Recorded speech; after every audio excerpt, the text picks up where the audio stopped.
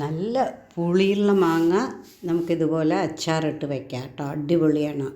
Hello viewers, welcome to ആർക്കേസ് channel. വീണ്ടും ഒരു പുതിയ വീഡിയോവുമായി വന്നിരിക്കുകയാണ്. ഇന്ന് നമുക്ക് കുറച്ച് മാങ്ങയൊക്കെ കിട്ടിയിട്ടുണ്ട് കേട്ടോ. അത് നമ്മുടെ ഒരു ഫ്രണ്ട് കൊണ്ടുവന്നതാണ്. അപ്പോൾ ഈ മാങ്ങ എന്ന് പറഞ്ഞാൽ നല്ല പുളിയുണ്ട്. അപ്പോൾ ഈ പുളിയുള്ള മാങ്ങ വെച്ചിട്ട് നമുക്ക് എങ്ങനെ നന്നായിട്ടൊരു അച്ചാർ ഉണ്ടാക്കിയെടുക്കുക എന്നുള്ളതാണ് നമ്മൾ വീഡിയോയിൽ കാണിക്കാൻ പോകുന്നത് കേട്ടോ. ഒരു വീഡിയോയിലേക്ക് പോകാം. നമുക്കിതപ്പോൾ കുറച്ച് മാങ്ങ കിട്ടിയിട്ടുണ്ട്. ഇത് നല്ല പുളിയുള്ള മാങ്ങയാണ്. അപ്പോൾ നമ്മളിതിനെ എന്താ ചെയ്യാമെന്ന് ആലോചിച്ചപ്പോൾ ശരി എന്നാൽ പിന്നെ നമുക്ക് നല്ലൊരു അച്ചാർ ഉണ്ടാക്കാൻ പറഞ്ഞിട്ടാണ്. ഇപ്പോൾ മാങ്ങയൊക്കെ അതേ ഇഷ്ടം കിട്ടുന്ന സമയമല്ലേ അല്ലേ? അപ്പോൾ നമുക്കിതിനെയൊക്കെ ഒന്ന് കഴുകി ശരിയാക്കാം കേട്ടോ.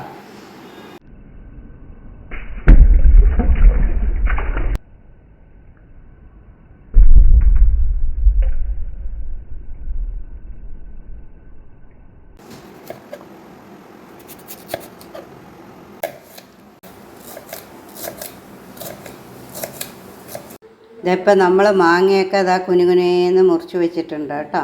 നമുക്കിനി ഗ്യാസിൻ്റെ അടുത്തേക്ക് പോവാം. നമ്മളിതപ്പോൾ ഒരു പാൻ വെച്ചിട്ട് അതിൽ കുറച്ച് നല്ലെണ്ണ ഒഴിക്കുന്നുണ്ട് കേട്ടോ. കട്ടക്കായാണ് യൂസ് ചെയ്യണം. അപ്പോൾ നമുക്കതൊന്ന് ഫ്രൈ ചെയ്തെടുക്കണം കേട്ടോ. പൊടിയും യൂസ് ചെയ്യാം. അപ്പോൾ ഇത് കട്ടക്കായം കുറച്ചുകൂടി ടേസ്റ്റ് ഉണ്ടാവുമെന്ന് പറഞ്ഞിട്ട് ഞാനതാണ് യൂസ് ചെയ്യണം. അതൊന്ന് ഫ്രൈ ചെയ്ത് പൊടിച്ച് വെക്കാം കേട്ടോ. ഇതിപ്പോൾ നമ്മുടെ കായൊക്കെ നല്ലോണം ഫ്രൈ ആയിട്ടുണ്ട് കേട്ടോ. അതൊന്ന് പൊടിച്ച് വയ്ക്കുക.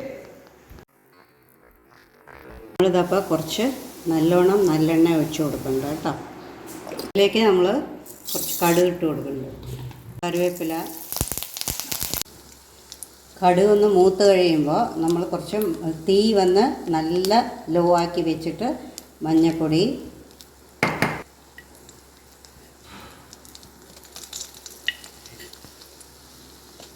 മൂന്ന് സ്പൂൺ മുളക് പൊടി, എരിവ് വേണമെങ്കിൽ നിങ്ങൾക്ക് കൂടുതൽ ഇടാം കേട്ടോ.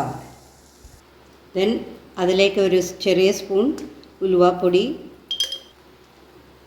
ദെൻ അതിലേക്ക് ഞാൻ കടുക് പൊടിച്ചത് കേട്ടോ. വറുത്ത് ഫ്രൈ ചെയ്ത് പൊടിച്ചതാണ് ഉലുവയും കടുകും എല്ലാം കേട്ടോ.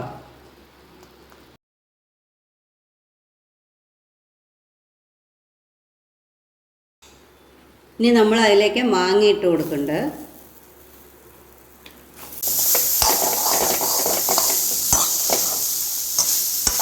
നമ്മൾ ഇനി ഒന്ന് നല്ലോണം മിക്സ് ചെയ്ത് കൊടുക്കണ്ട കേട്ടോ.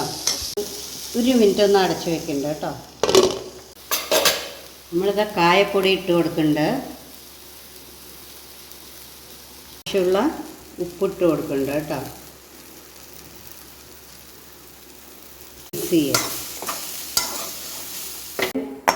ഒരു പീസ് വെല്ലം, നിങ്ങൾക്ക് പൊടി ഉണ്ടെങ്കിൽ അതിട്ടാലും മതി കേട്ടോ. ഞാനിത് കുറച്ച് വെള്ളം ഒഴിച്ച് ഉരുക്കുകയാണ്. ഇപ്പോൾ ഇതൊന്ന് ഉരുകി വരട്ടെ. ഇപ്പോൾ നമ്മുടെ ഈ അച്ചാർ റെഡിയാണ്. അതിലേക്ക് നമ്മൾ എന്താ ചെയ്യാൻ പോകണമെന്ന് വെച്ചാൽ ഈ വെല്ലത്തിൻ്റെ പാക് ഉരുകി കഴിഞ്ഞു. ഇതിലേക്ക് ഒഴിച്ചു കൊടുക്കാൻ പോകുന്നുണ്ട്.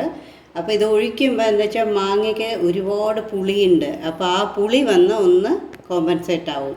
കുറേ നാൾ കേടുകൂടാതെ ഇരിക്കുകയും ചെയ്യും കേട്ടോ. അതിന് വേണ്ടിയിട്ടാണ് ഇത് ഒഴിച്ചു കൊടുക്കുന്നത്.